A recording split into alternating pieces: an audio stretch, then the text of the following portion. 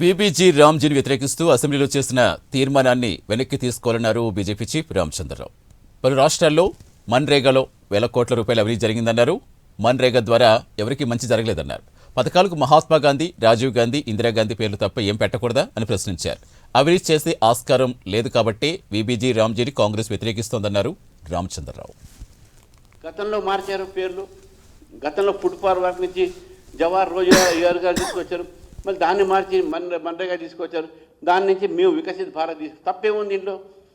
మీరు మహాత్మా గాంధీ పేరు తీసుకొచ్చారు, అదొక్కటే అభ్యంతరం అయితే ఇక్కడ దీంట్లో రాముడి పేరు ఉంది. మరి మీకు రాముడి పేరు అభ్యంతరమా? నేను కాంగ్రెస్ పార్టీ అడుగుతున్నాను.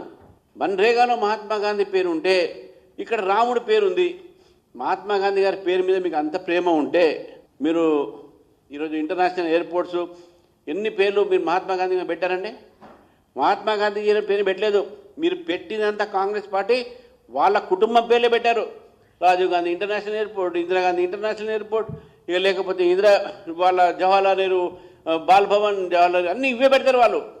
వాళ్ళ ఫ్యామిలీ తప్ప వేరే పేరు పెడుతున్న వాళ్ళు ఈరోజు మాట్లాడుతున్నారు మహాత్మా గాంధీ గారి పేరు మీద.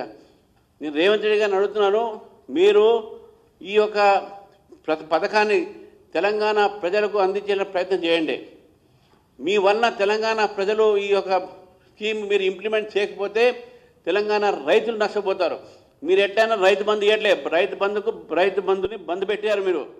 కనీసం ఈ యొక్క పథకమైన గ్రామీణ ప్రాంతంలో 125 రోజులు వారికి గ్రామీణ ప్రాంతంలో వారికి ఉపాధి పథకం ఏది ఉందో దీన్ని అమలు పరిచేయడానికి చేసే ప్రయత్నం చేయండి.